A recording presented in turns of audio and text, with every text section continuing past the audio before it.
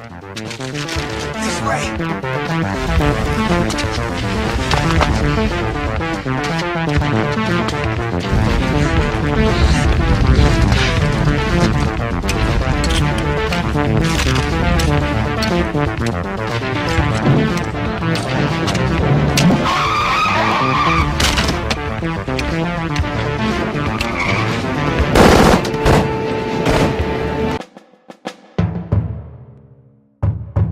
Hello and welcome to another episode of the Untitled Review Show. We decided that what we're going to start doing occasionally when we do episodes is we're going to do franchises, and we thought we would start with one of my favourite trilogies of all time, which is sometimes it's called the Dollars Trilogy, other times it's called the Man with No Name Trilogy. Sometimes it's called the Trilogy.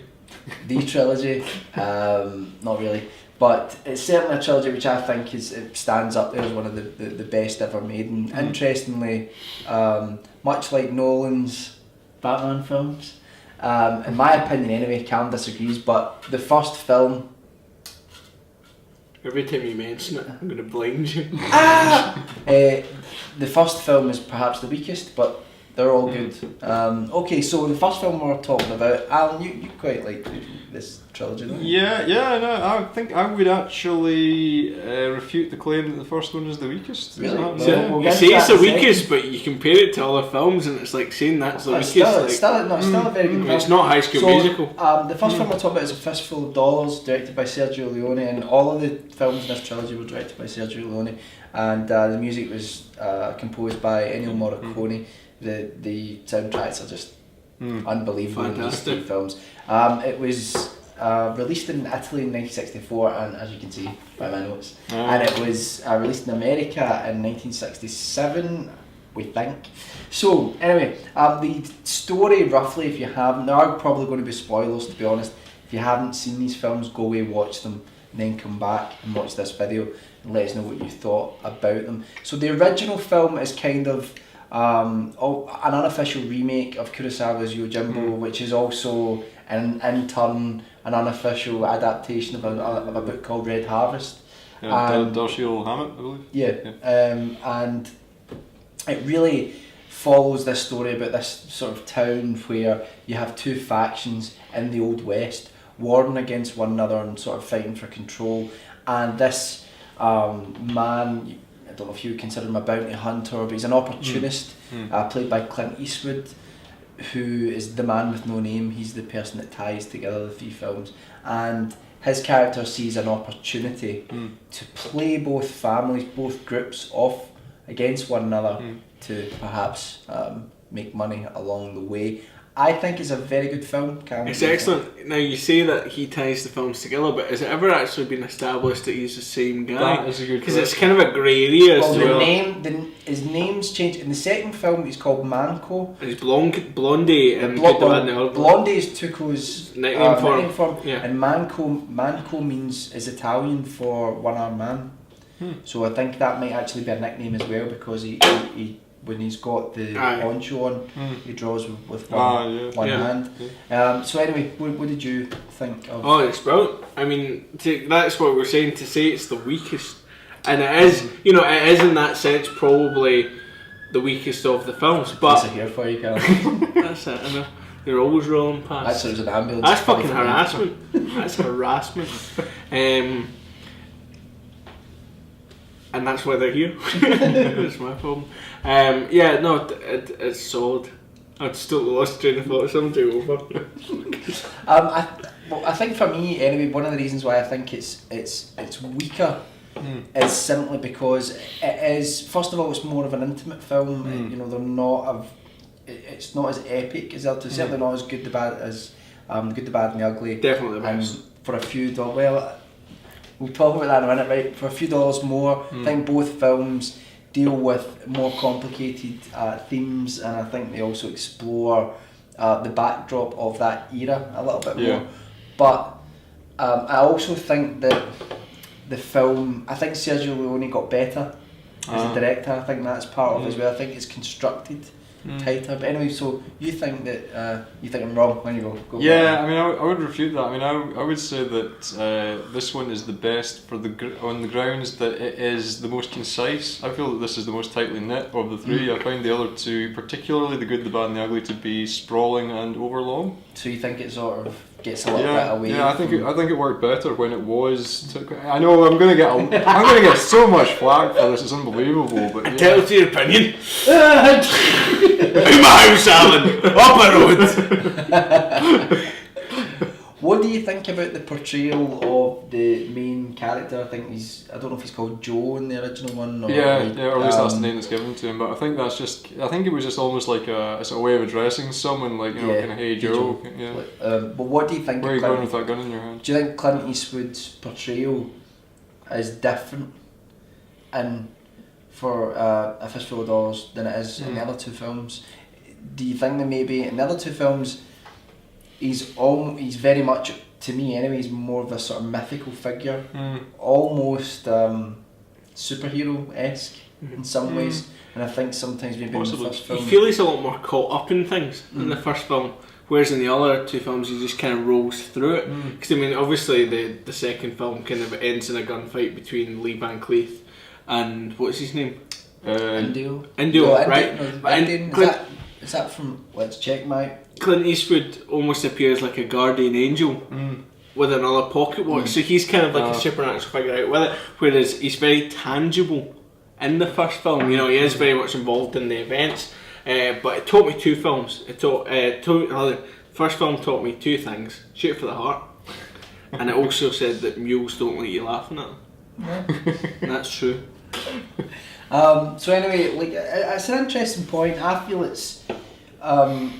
it's weaker than the other two, maybe for the reasons that you feel that it's stronger. I think you are right. It's smaller, you know. So yeah, I think I prefer the fact that it was a tighter knit film. I mean, this is the problem, because I mean, I do feel that there are stretches in both The Good, the Bad and the Ugly and For a Few Dollars More which are really, really good, which are excellent, you know, things that are better than anything that is in the first one. But as a single package, I feel the first film works better. Out of curiosity, and although we'll jump onto this film in a minute, but The Good, Bad and the Ugly, was it the theatrical cut that you've seen, or would it be the later director's cut that adds possibly the theatrical one? The theatrical one. It's just because the director's one adds, like, the director's one's got scenes where Tuco goes and meets up with the bandits and things like that. I think it's probably just the theatrical one. So anyway, good film. Yeah, I would say good film. Good night, everyone. It's got a good ending still to it, but it's weaker than the other two. Particularly the shootout at the end of the second one's brilliant, and the one at the end of The Good and the Bad and the Ugly is, I mean, it's a lesson in cinema. Yeah, it's etched forever into the history of cinema, and for any aspiring filmmakers or anything that's watching that, it's an absolute directorial and compositional masterclass. As a matter of curiosity, before we move completely off the first one, have you seen Yojimbo? Do you know what, I haven't actually seen? I've got them all up on the shelf. My dad got me like the whole Kira Kurosawa set, you know, Hidden Fortress, Ran, all that kind of stuff. And I've seen the Seven Samurai when I was younger. My dad forced me to watch it. But I like it. It was my favourite film for a while. Really? And now at the moment I think my favourite film is Old Boy. Which is slightly controversial, but I really like that film. I'm surprised at that. That's weird, because is this something that's grown in you? Because, like, we talked about it a wee while ago, and it was kind of like a film that you liked, but is this because of that time of in your life when you were, you know, imprisoned in a Korean hotel for 10 years? Molested my daughter? No. On that note, okay, so the second film in the trilogy is For a Few Dollars More, which was made in 1965 and was also released in America in 1967. And it's a film which, again, like we said about for A Fistful of Dollars, to me, it sort of expands it. It's the only film that really, the title makes it definitely seem like a sequel, For a Few Dollars More. But like you said before, you know, there's no concrete thing to say that it is absolutely the one character that Clint Eastwood is playing. But in For a Few Dollars More, we've got Lee Van Cleef playing Colonel Douglas Mortimer, who is just what a character. I almost don't like seeing Lee Van Cleef play the baddie in The Good, the Bad and Ugly. This is it. It's etched in your mind. So because I think Lee Van Cleef, for my money, absolutely steals this film. I think it's you know, I mean, Clinton's still good in this film, but it's Van Cleef, he runs away with it really. Yeah, and the film, God, I had a blank with the plot. Is that another one where he takes the piss out of a hunchback? Played by Klaus Kinski, which is quite interesting of sort of Werner Herzog fame. Cars keep beeping outside. I don't know if it's because they can see Alan sitting there at the window, like, hey, how you doing? But the villain, it's the same actor from the first film as well. I can't remember his name, Gian Maria. Yeah. Is it Volante? I No, want to say that's the name. Volante. Great sensitivity to other yeah. cultures. I don't Jan know his name. fucking. It's like when British people go to Turkey and everybody's called Billy, and you're like, your name's not Billy. What's your real name? You know? Oh no, just call me Billy. And it's like, no, I'm in your country. God, No, it is Billy. No, it's Billy. What's your real name? But my name is Billy. But both men are essentially bounty hunters. Lee Van Cleef's character, Douglas Mortimer, and Clint Eastwood's The Man with No Name, and they both get involved with kind of infiltrating this gang. Yeah. You realise that there's something else going on here, which is we see flashbacks to an event with a young woman being raped, and the sort of main bad guy, he's got this watch that he uses during deals, and it plays this incredible music, and it's just fantastic. It's got a picture of a young woman in it, and Clint Eastwood's one's better because remember the one he's got does a little tinkle, but Clint Eastwood one turns into a full orchestra. That's true, actually, he comes in with it. The orchestra starts playing. But yeah, like I really like For a Few Dollars More. Now you're saying that you think Good, the Bad and Ugly is a better film. Oh, aye. I think it probably is, but I chop and change my opinion at different times. I think Good, the Bad and Ugly is definitely better made. I don't think there's any doubt about that. But I still think it's funny that we're comparing them against each other because they're all brilliant. Yeah, they're all really good. I know. But let's not forget, Good, the Bad and the Ugly brought us the classic scene of if you're going to shoot, don't talk. What's underlined every single film that had ever been made prior to it and since. And now they're still doing it. Don't fucking monologue because he's got a gun in a bathtub. Well, that's what you were talking earlier on. You were talking about like Bane and Bruce Wayne. It's like just kill him. Just kill him now. Kill him, and then that's it. It's done. Allow you to live to come back later in the next act. But I think that the shootout at the end is like just with the music playing from the watches, and the fact that you realise that there's this revenge element. Yeah. The finale of it is just absolutely incredible. I mean, I think that just absolutely makes the film. Yeah. I keep mixing up though. Is it called Indio in the first film or the second film? Shoot for the Heart, Indio, I think is in the first film. First film, right? I don't know, just to keep at the back with that, but yeah, it's a wonderful film. I love Lee Van Cleef is the coolest guy in the world in this film. And what's funny about it is that and he's the only man that told Kurt Russell what to do. Let's not forget. But he is even cooler than Clint Eastwood's character, and that's like, and he's Clint Eastwood. And he's Clint Eastwood. Yeah. But also, I think there's this great sort of mentor relationship going on between the two of them as well. That you realise that Lee Van Cleef is this guy that's been there, done that, seen it. Clint Eastwood's the younger guy, and although he's normally maybe used to being in control and in charge and all that, Lee Van Cleef's character really is the guy that's got his finger on the trigger. So you just touch your iPad there. It's just to bring it. It keeps auto powering off. Stop hitting the iPad. Should we move on to Get the Bad and Ugly? Yes, get over there! Anyway, okay, so I think we can agree that For a Few Dollars More is just a fantastic western. But you said that with Good, the Bad, and the Ugly, well, you thought that A Fistful of Dollars was like the better film because it's more compact. Yeah. So where do you rate For a Few Dollars More as compared to Good, the Bad, and the Ugly? I have a lot of time for it, but it's again, I found it draggy in places. You know, I just found that People kicking about and drag.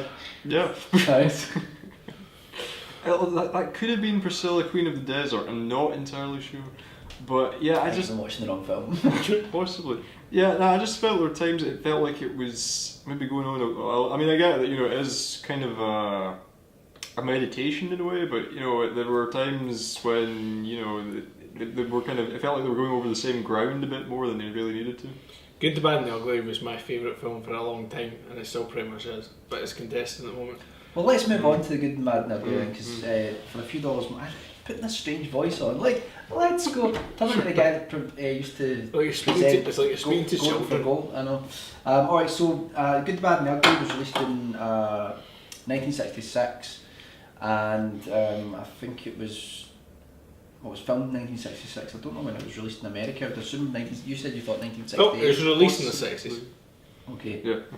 And the plot of The Good, Bad, and the Ugly is basically you have these three bounty hunters. Angel Eyes. Angel Eyes, played by Lee Van Cleef, Tuco, played by Eli Wallach, and Blondie, played by Clint Eastwood, the man with no name basically, but he's got a name. And they find out that there's Confederate gold buried somewhere, and it's about how the three of them are trying to find where this gold is, and at different points throughout the film each of them has a piece of the puzzle or has a bit of information, and they're all trying to trade off of one another.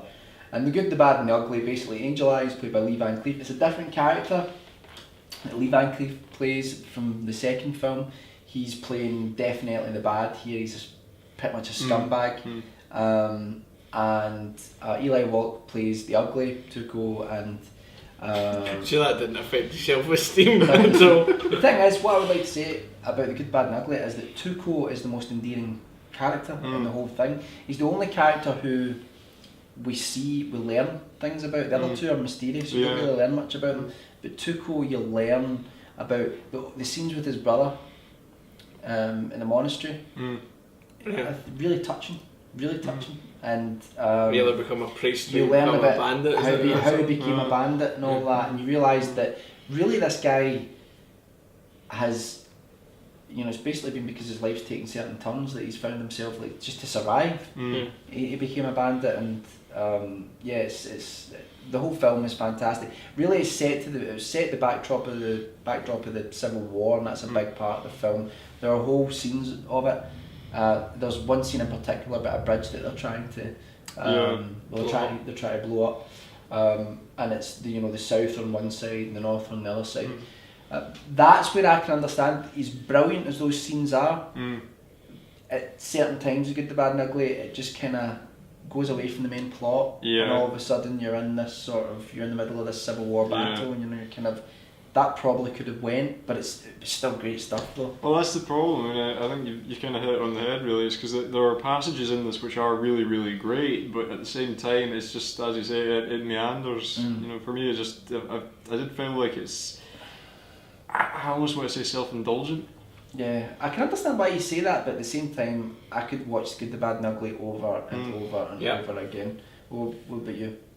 Fucking brilliant. What do I say? I mean, it's immensely quotable. One thing I will say, it dabbles slightly more in fantasy than the other two films. There are some slightly, there's bits where like Tuco's riding away in the horse and he manages to hit him with a cannon. And shooting the rope, while Tuco's getting hanged and stuff. But fundamentally, it's a brilliant film, and I'd say if it's not the best, I personally think it's the best. I'd definitely say it's the most enjoyable of all three. If we can at least agree on that, Alan. I would probably say it's the most enjoyable, but I know what you mean. It's like an adventure. You might not think it's the best, but it's certainly enjoyable. It's enjoyable. I'd say it's enjoyable, yeah. But not the most enjoyable. You still think the first one's. On the whole, as I say, taken as one, like, just as one thing rather than taking like individual pieces of it, I would say the first one. I gave an olive branch to Alan there, and he set fire to it and gave him it back. We should say though that one of the biggest pieces of one of the biggest reasons why these films are so successful is because of the music. And one of my favourite moments in any films, in The Good, the Bad and the Ugly, Ecstasy of Gold. Yeah. When Tuco's running towards the graveyard and the cinematography there, just the way that entire sequence is amazing. I've always said that there's nothing better than an Ennio Morricone soundtrack unless you're John Carpenter. That's good, but I'm doing my own thing. But everyone. That was weird with the thing though, because it's like you hire someone and then you basically tell them, I'm doing it myself on my Casio. Ennio must have been sitting there going. But it's still credited as Ennio Morricone. We're talking about the soundtrack for the thing, but I really think that Eli Wallach, he steals the show for me. Obviously we've got the I think as well, like The Good, the Bad and the Ugly, the other signature tunes for the other two films are great, but The Good, the Bad and the Ugly is but I mean it's iconic. Yeah. When people think Western, think well they don't think of an owl, but but on the fucking trees. But yeah, no, it's an iconic bit of music, isn't it? The thing is as well that I would say is that these feel that in some ways there was the birth of the modern action film and possibly, these two films. Certainly the sidekick type, Rob Schneider type character. It's definitely that's the genesis. That's the genesis. I'd certainly think that these films have had a huge formative influence on the action. Sergio Leone was one of the most fantastic directors it ever happened, and I think it's an absolute crime what happened to him. What happened? Do you not know? Well, he directed Once Upon a Time in America. They made the European cuts and the American cuts, and the American cuts they took like an hour and a half out of it, and they say that's what killed him. Really? He was just so heartbroken over it, he just panned it in. And if you watch, there's a Ebert review of it, he called it a crime, and he said that he gave like 5 stars to the European version and like 2 stars to the American version, and he just went fucking mental and cut half the film out. I didn't know that people thought that the stress from that that's what they say. Attributed to his death, but like I knew that they'd taken substantial amounts out from Once Upon a Time in America, but Hollywood. Yeah. So anyway, in terms of trilogies, where do you rank this? It's pretty high up. Yeah. I mean, it's a solid trilogy. Yeah. I mean, I would describe it as more than solid though. I mean, better than RoboCop, right? It's higher than RoboCop. It's very good. It's got to be up there. It's better than Scream. Yeah. Better than the Dark Knight trilogy. Transfers? Better than that. Is it better than? No, but no, there's 6 Transfers films. And I don't know, Tim Thomerson, what a guy. It's better than the Dark Knight trilogy. And do you know what it is. Points over Michael! I don't know why I sat there for a second going, no. I mean, I think the Dark Knight trilogy is one of the best trilogies ever made, but yeah. I mean, no, it's up there, it's definitely hands down the Dollars trilogies. No, definitely. To me, I mean... Better than the Godfather trilogy. It is, absolutely. I mean, the Godfather Part 1 and 2 are sensational. But Part 3... It's a shame because there's a great film in there somewhere. Is it the latest scene where Al Pacino jumps a shark? No, I think there's some great things in Godfather Part 3, but anyway, we'll talk about that. In a fridge. So, to conclude, if you haven't seen these, you should have watched it before you watched this. We've been doing your life. Because the Dollars trilogy, or the Man with No Name trilogy, some people call it, it's just one of the greatest trilogies ever made. It's a dad thing, isn't it? Your dad's show you. But what I would say is I know of it because one thing I would say is this: you don't need to watch them in order. They're all standalone. If you're someone, especially if you're someone who's not really into westerns, I might recommend the first film. I would recommend The Good, the Bad and the Ugly because me too. You know, it would just blow I mean, I wouldn't say don't watch The Good, the Bad and the Ugly. I mean, I still think it's a good film. I just, of the three, I would say that's one of the strengths that you highlighted there, that they are standalone films. There's not many trilogies that can go watch standalone. Absolutely. Star Wars, I think the originals can almost be watched standalone, I think, but it does benefit you to watch the other I ones. think you could watch Star Wars and Return of the Jedi, but Empire, even though it's the best film, Yeah. I think, I mean, it does kind of, lead on to something else. Anyway, so that's it. Yeah, peace and We'll fucking. be back hopefully That's right. soon with some more Untitled review show. Hopefully we'll do more franchises and trilogies and stuff like that. Put some suggestions down below, and then we don't need That's a to good think. point, actually. Yes, Yeah. and peace out. I can't do that. White power. Is that what you're thinking? No, no, I wasn't. Sorry, none of I'm us. not a racist. None of us support white power. That's it. we'll end on there. Was that not more Hitler's thing about making himself into a He was god? Catholic. Hitler. Naughty Catholic. He flirted with the Catholic Church. It's not, and he also, like a lot of them were involved with the SS. The SS were involved with the cult and stuff. Anyway, let's not put this into a You know conversation. there's height about- restrictions for the SS. I wouldn't again. Right, anyway, so I wouldn't want again. We'll live in the SS. Right, don't put this in if you edit it, right? Because people will get that I'm being ironical.